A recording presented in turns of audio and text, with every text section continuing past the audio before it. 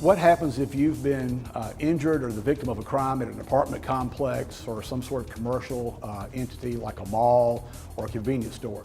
You do have rights in Mississippi. You have a right to receive compensation, particularly if you've been the victim of a crime.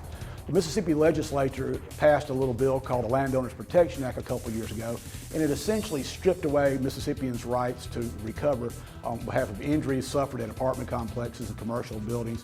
But there are still certain cases with narrow exceptions in which will allow you to pursue the compensation you deserve.